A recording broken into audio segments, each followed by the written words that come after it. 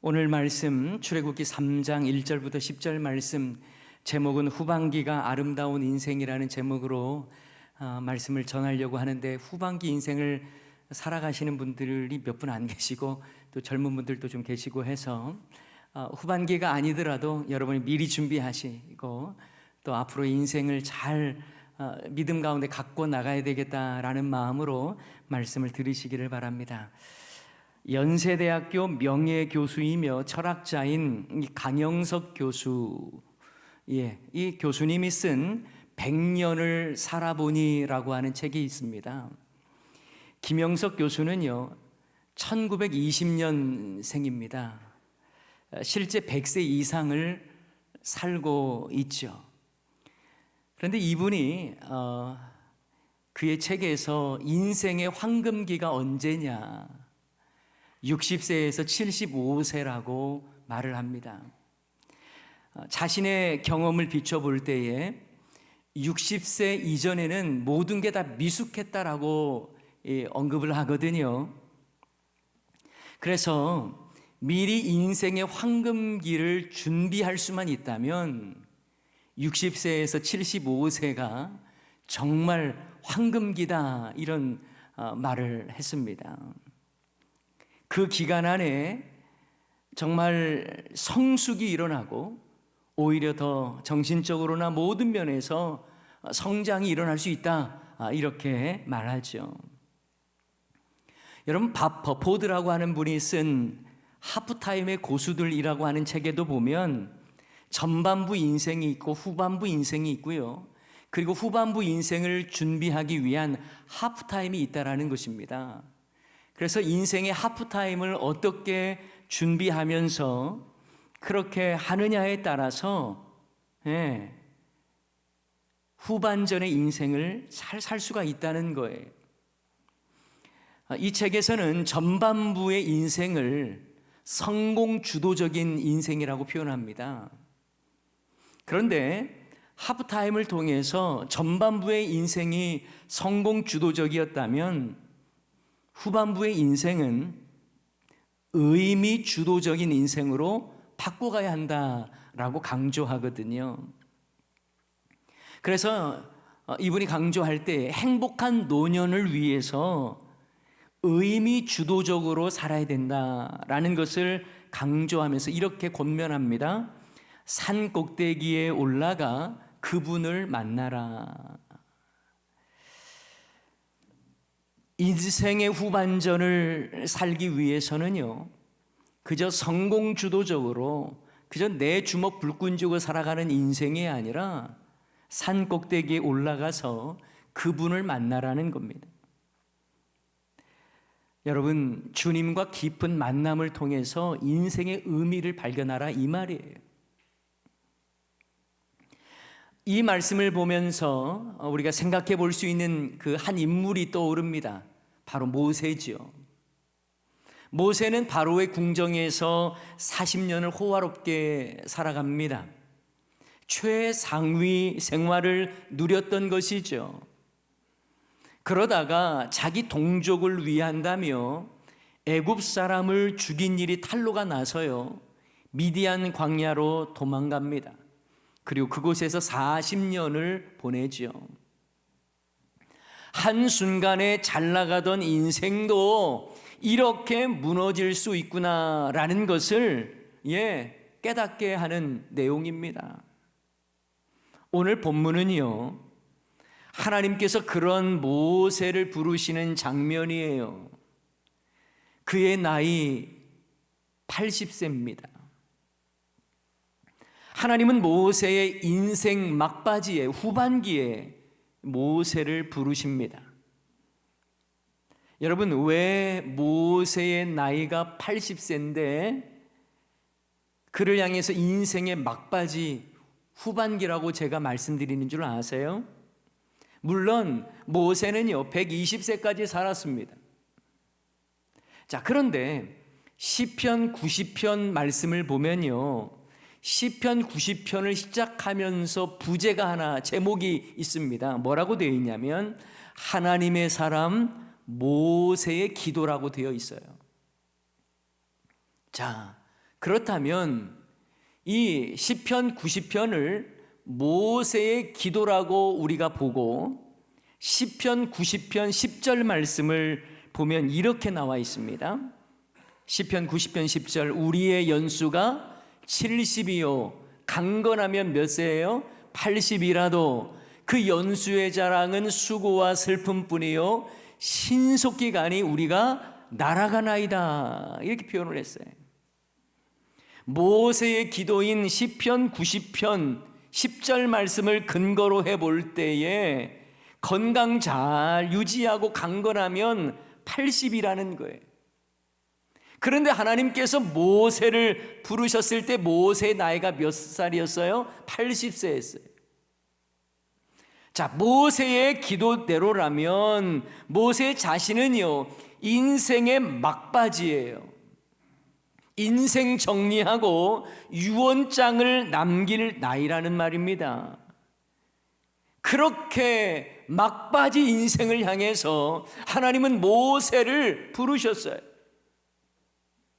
인생의 후반전 중에도 후반전인 이 막바지에 하나님은 모세를 부르신 겁니다. 게다가 여러분, 오늘 본문 1절 말씀을 보면 이 모세가 얼마나 무기력한 인생이었는지를 잘 알 수가 있어요. 하나님께서 모세를 부르실 때 그 1절 그 장면이 나오는데요, 모세가 그의 장인 미디안 제사장 이드로의 양떼를 치더니, 자 여기서 보세요. 모세가요 그 인생 막바지에 이르러서 자기 양을 쳤다라고 되어 있지 않습니다.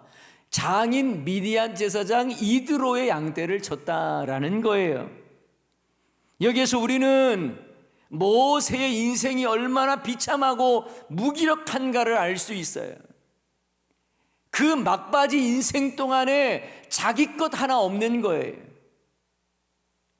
자기 소유의 양 한 마리도 소유하지를 못했습니다. 장인 이드로의 양떼를 그 인생의 후반전에, 그것도 막바지에 자기 양 하나 없이 장인의 양을 치고 있는 이 모세의 모습을 보면 어떤 느낌을 받으십니까? 정말 무기력한 인생 아닙니까? 한때는 애굽이라고 하는 제국의 왕자로서 자기 주먹 믿고 자기 힘 의지하며 살았던 모세. 그런데 미디안 광야로 도망 나온 후에 처가살이 하면서 자기 양 하나 소유하지 못하는 초라하고 무거운, 마음 무겁고 참 무기력한 막바지 인생을 살아가고 있는 이 모세의 모습을 볼 수 있습니다. 그런데 그때 하나님은 모세를 부르십니다. 하나님께서 모세를 부르시는 장면을 보면요 신비로워요. 모세는 놀라운 광경을 발견하게 되죠. 떨기나무 가운데 불꽃이 임했는데, 일반적인 자연현상이라고 한다면 나무에 불이 붙었으면 금세 타서 재가 돼야 되지 않겠습니까? 그런데 이 나무에는요 불이 붙었지만 타질 않는 거예요. 너무나 그 모습이 신기해서 모세가 가까이 나아가고자 하는데 하나님께서 떨기나무 가운데에서 그의 이름을 부르십니다. 모세야, 모세야. 여러분, 하나님께서 인생 막바지에 있는 이 모세를 향해서 그 이름을 불러주셨어요. 그의 이름을 불러줬다는 것은 내가 너를 잘 알고 있다라는 것이죠. 아무도 모르게 미디안으로 도망갔는데 하나님은 여전히 모세를 주목하고 계셨고 그를 알고 계셨다고 한 것입니다.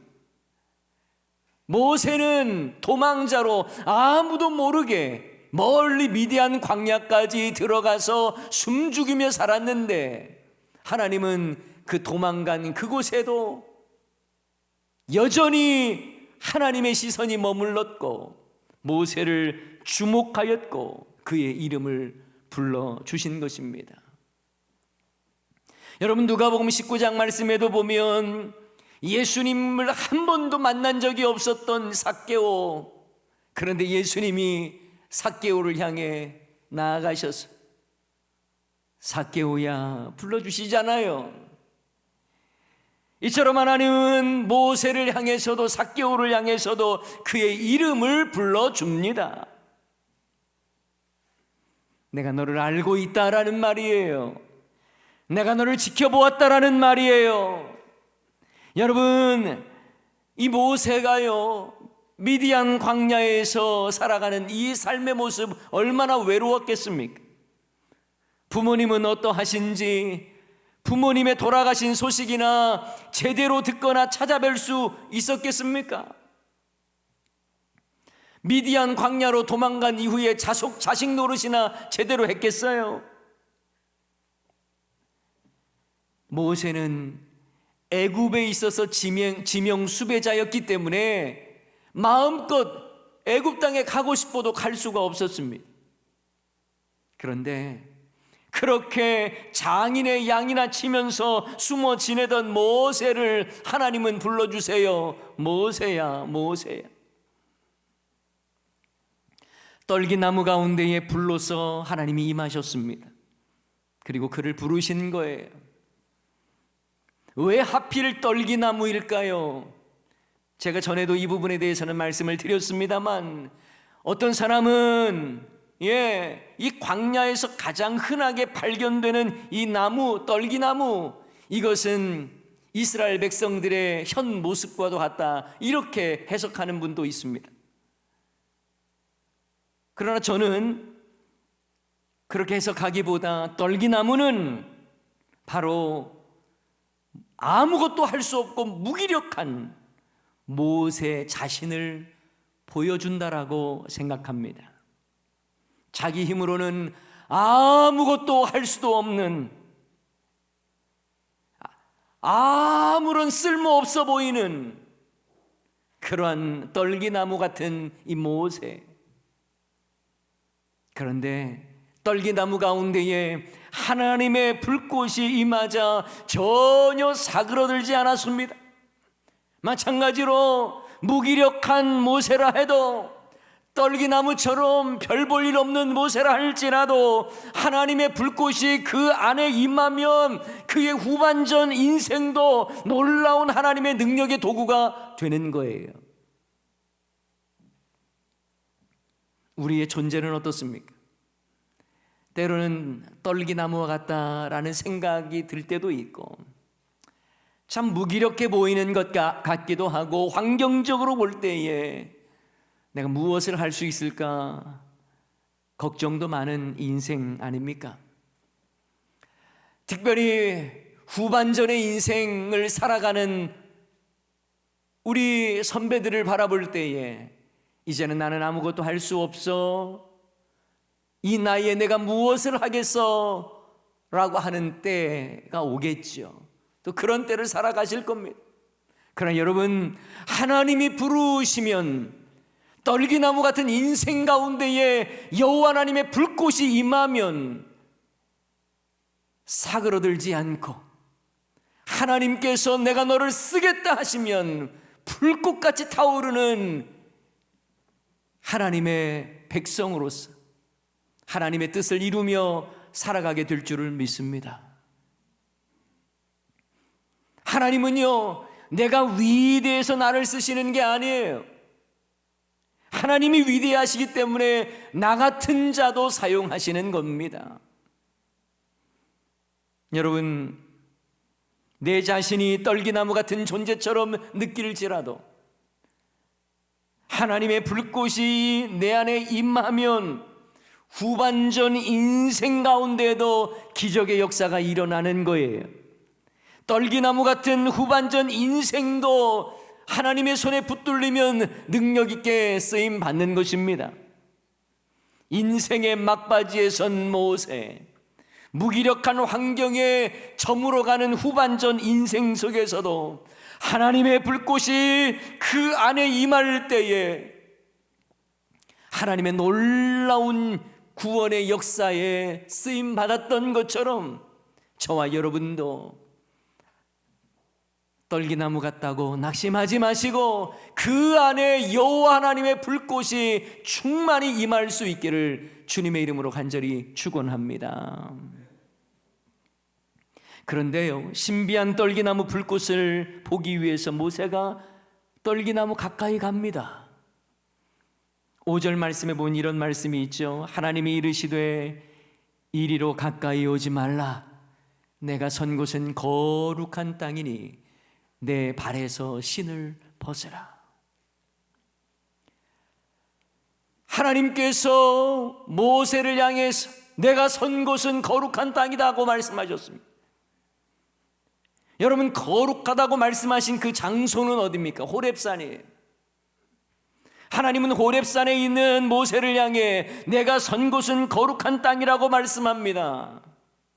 그렇다면 호렙산이라고 하는 그 땅이 거룩한 땅일까요? 호렙산이라고 하는 곳이 신비하고 영험이 있는 그런 곳입니까? 여러분, 미국 애리조나에 보면 세도나라고 하는 곳이 있습니다. 그곳에 가면요, 주변에 붉은 색의 암벽과 봉우리들이 가득 찬 아주 멋진 관광지입니다. 그런데 그곳은요, 세상에서 가장 기가 센 곳이라고도 알려져 있어요. 그래서 세계에 내놓으라 하는 기치료사들, 도인들이 많이 사는 곳이 바로 또 그곳이기도 합니다. 그곳은요, 기치료, 힐링센터 이런 게 참 많아요. 그래서 많은 사람들은 세도나를 아주 성스러운 곳으로 여기는 사람들도 있고요. 그래서 그곳에서 심신의 건강을 얻으려고도 합니다. 그렇다면 하나님께서 모세에게 내가 선 곳은 거룩한 땅이니 라는 말씀은요, 호렙산이 이 세도나처럼 신령한 산이라는 말일까요? 그렇지 않습니다. 모세가 선 곳이 거룩한 땅이라는 말은요, 장소적 개념이 아니에요. 바로 하나님의 임재의 장소이기 때문에 그곳이 거룩하다는 말이에요. 여러분, 우리가 지금 여기 있는 이곳 있죠?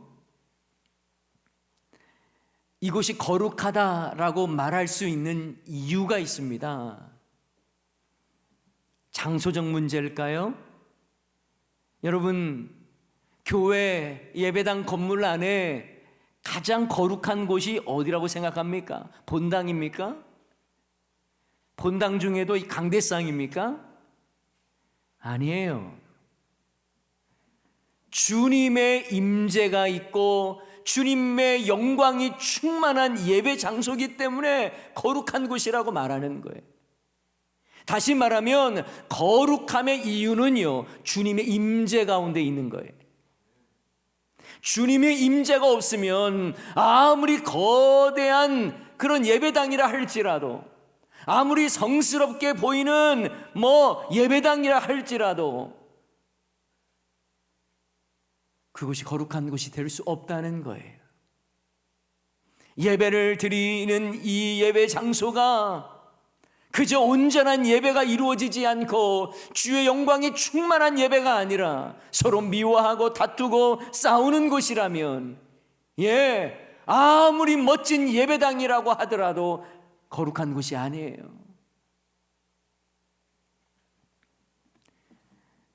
하지만 전기장판 하나 틀어놓고도 손에 입김 불어가면서 열악한 상황 속에서도 성도들이 모여서 한 마음으로 주님께 예배드리는 그곳이라면, 그곳이 아무리 좁은 곳이고 아무리 열악한 환경이라 할지라도 주님의 임재가 있기 때문에 거룩한 곳임을 믿습니다.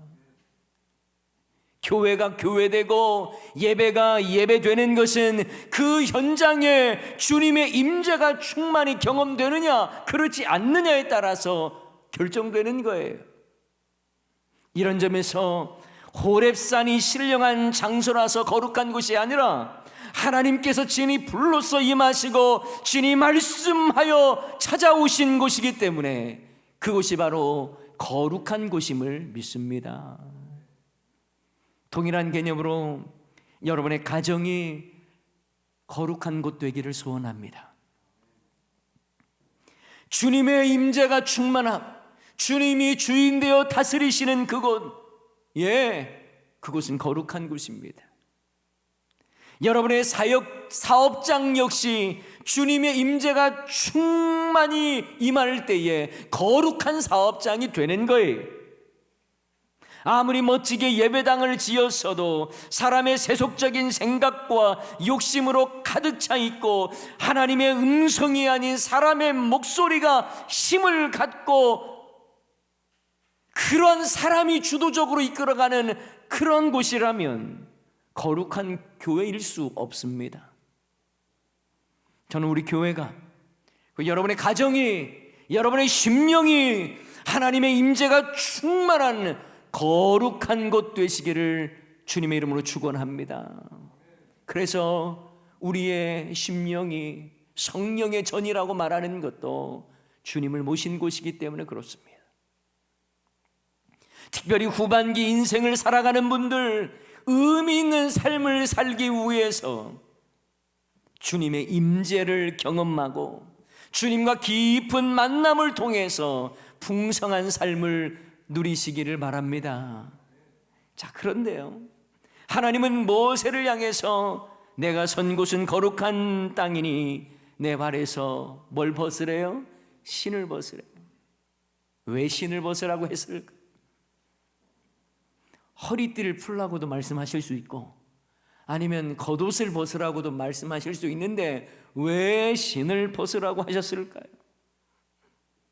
신은 광야 생활하는 사람에게 있어서는 가장 더러워지기 쉬운 부분 아닙니까? 그래서 자기 집에 손님이 왔을 때에는 종이요, 가장 먼저 하는 일이, 여러분 팔레스틴 지역에서 어떤 일을 했습니까? 신을 벗겨서 발을 씻겨주는 거예요.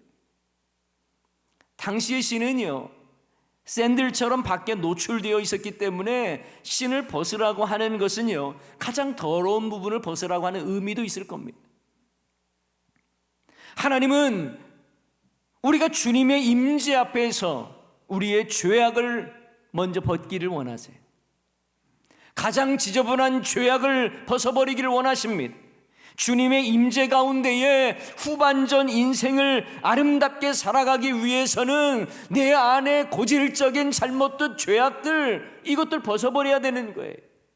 나의 삶에 주님의 영광이 충만하고 주의 임재가 가득하기를 원한다면 내 안에 완악함과 죄악들을 벗어버리는 삶을 살아야 하는 거예요. 그래서 에베소서 4장 22절 말씀에 보면 이런 말씀이 있죠. 너희는 유혹의 욕심을 따라 썩어져가는 구습을 따르는 옛사람을 벗어버리고, 벗어버릴 거 벗어버려야 하는 거예요. 욕심 따라 살아가는 썩어져가는 구습 벗어버리라 이 말이에요. 온전하지 않은 악한 습관의 신이 있다면 벗어버리시기 바랍니다. 미워하고 시기하는 악한 마음의 신이 있다면 벗어버리세요. 내 욕심의 신을 벗어버리고 내 고집의 신을 벗어버리세요.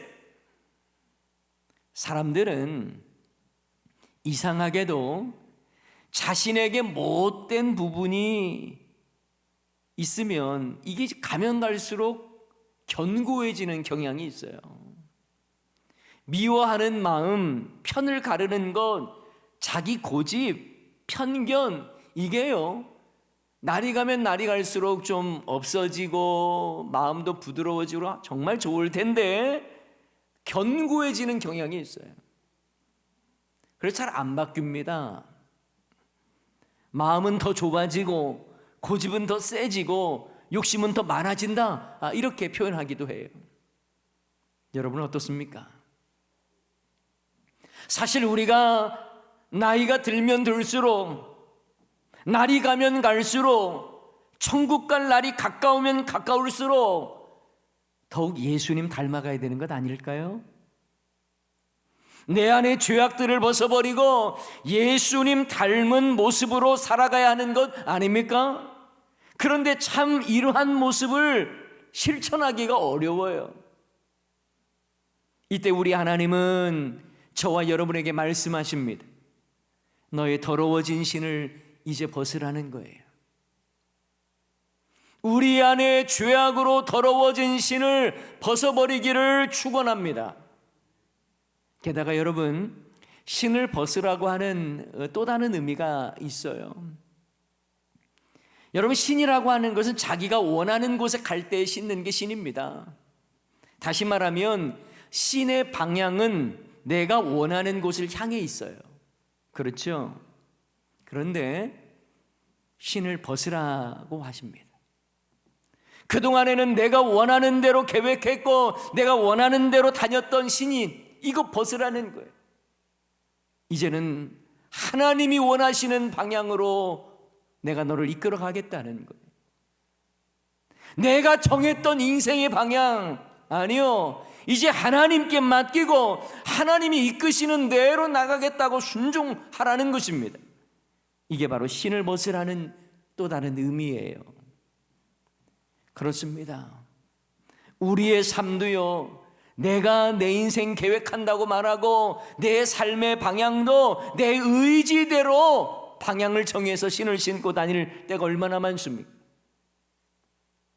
후반전 인생이 아름다운 그런 삶을 살기 위해서는 이제는 내 손에 힘 이제 내려놓고 어깨에 힘 들어갔던 것 어깨에 힘 빼고 내가 방향을 정하면서 내 고집 부려가며 갔던 그 방향 내려놓고 하나님이 이끄시는 그 방향, 하나님께서 나를 붙잡으시고 이끌어 가실 때에 나의 삶을 맡기고 주님께서 인도하시는 대로 내 신의 방향을 정하고 주님 따라가는 그런 인생 되시기를 소원합니다. 이력서라고 하는 한자를 여러분 아세요? 이력, 신발 이, 그 다음에 밟을 역자입니다. 그러니까 이력서라고 하는 것은요, 신발이 밟은 역사를 말하는 거예요. 그런데 내가 신을 신고 밟고 다닌 행적, 이게 이제 이력서인데, 아니요, 이제 하나님께서 이끌어 가시는 신력서가 돼야 되겠죠. 내가 내 인생의 주인이 아니라 하나님께서 내 인생의 주인 되셔서 나를 인도해 가시는 대로 삶의 방향을 정하고 주님 인도하심 따라 가는 것입니다. 가정의 달 5월을 맞이하면서 여러분의 가정에 주님의 인도하심이 나타나기를 소원합니다. 그리고 날마다 그 인도하심을 경험하시기를 바라요. 전반기의 삶이 어떠했든지 상관없습니다.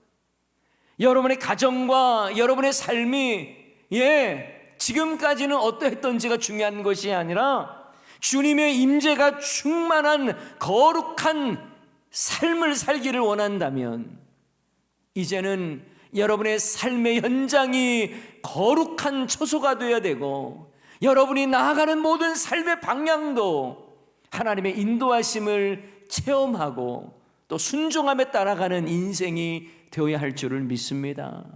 더 이상 내가 밟는 신발의 이력서가 아니라 하나님이 인도해 가시는 하나님의 실력서를 쓰면서 후반전 인생을 살아가야 하는 것입니다.